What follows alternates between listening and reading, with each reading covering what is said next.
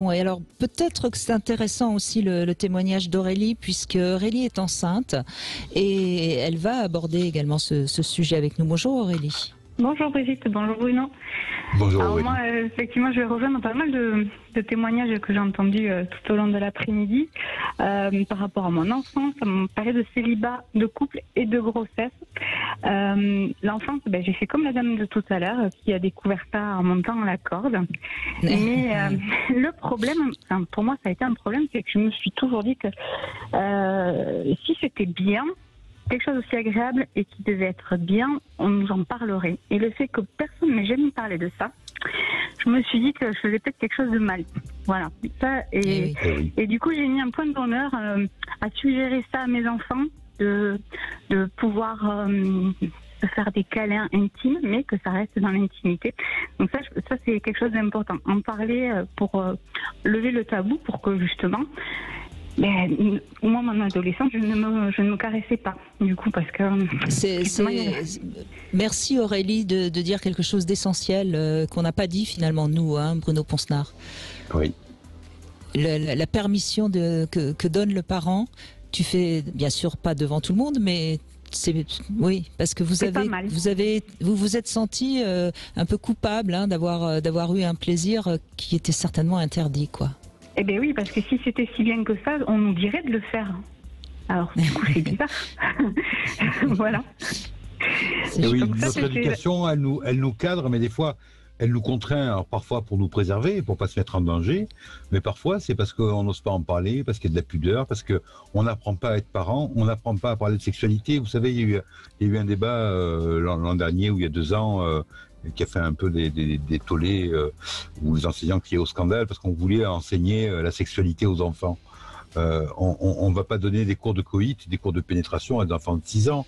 On va simplement leur expliquer qu'on a un corps, que le corps ressent des choses et que l'enfant peut ou peut pas faire des choses en fonction des circonstances.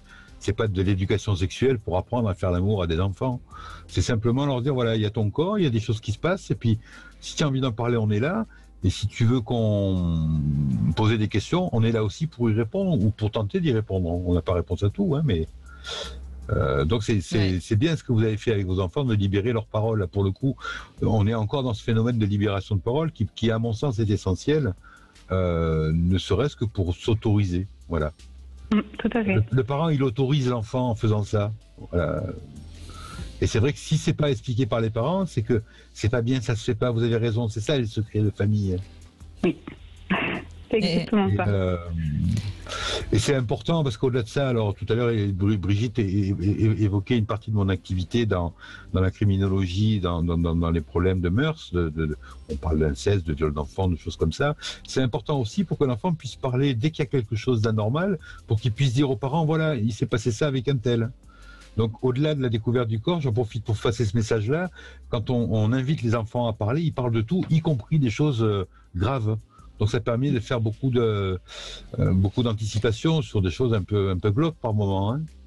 Mais oui, donc, merci évidemment. pour ce témoignage. Et là, pour le coup, on est vraiment dans la vraie libération de la parole. Donc, ça, c'est la première partie de ma vie par rapport à la masturbation. Après, il y a la période où j'ai pu être célibataire et où effectivement, forcément, il y avait ce besoin de décompresser. Voilà, exactement. Et parfaitement assumé, mais c'est vrai que j'ai toujours préféré la masturbation, avoir un rapport plutôt que la masturbation. C'est un peu comme les chatouilles, ça fait plus d'effet quand c'est quelqu'un d'autre qui fait les chatouilles que quand on se fait soi-même. C'est cette impression-là que j'ai.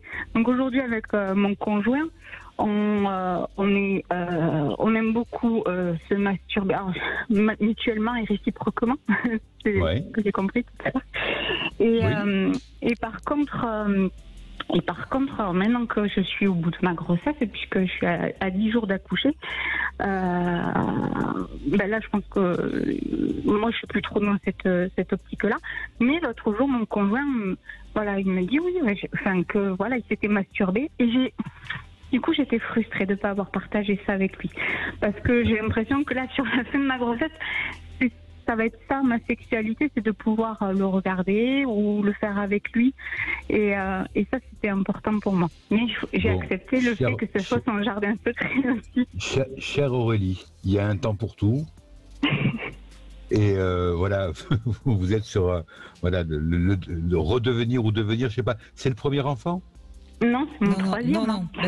Non. Donc voilà, de redevenir maman. Et puis si monsieur de temps en temps a des pulsions qu'il assouvit, c'est pas bien grave. Vous vous retrouverez sans aucun problème après. En plus, il vous l'a dit, donc c'est que quelque part il y a une liberté entre vous. Oui. Mais ça vous a frustré. Mais peut-être parce que, attendez, vous êtes en fin de grossesse, ça commence à peser et quelque part, moi je comprends tout à fait. C'est pas le fait qu'il ait fait sans vous, c'est le fait que vous n'avez pas pu le faire quelque part. Voyez. C'est ça, c'est que je me dis mince, lui il peut s'amuser, moi je peux plus là. Exactement. C'est voilà, c'est encore une fois le rôle de la femme de voilà. Mais peut-être que lui, il est aussi frustré de ne pas être enceinte, vous savez, voilà, c'est la différence entre l'homme et la femme. Mais moi j'entends bien dans quel sens ça vous a frustré, et peut-être que c'est ça aussi.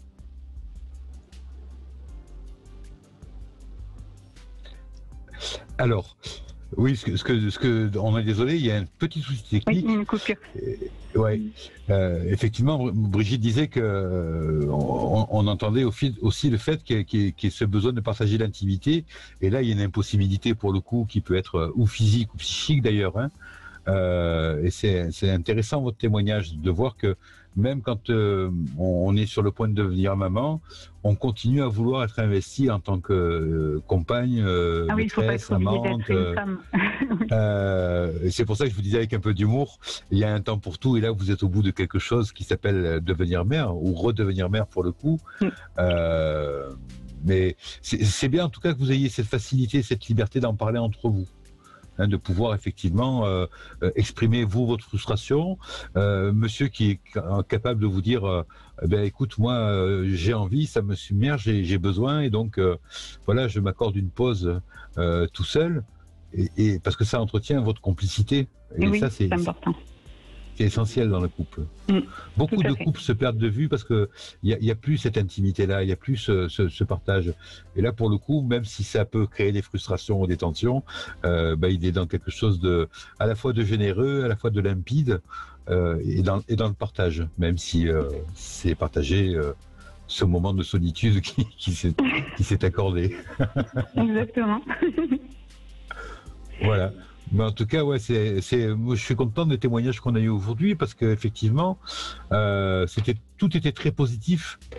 Tout allait dans le sens de voilà, la masturbation, il faut la diaboliser, on peut la découvrir sur le tard, comme vous l'avez exprimé, et ça c'est important aussi de se dire qu'il n'y a rien d'arrêté. On peut découvrir la masturbation à 50, à 60,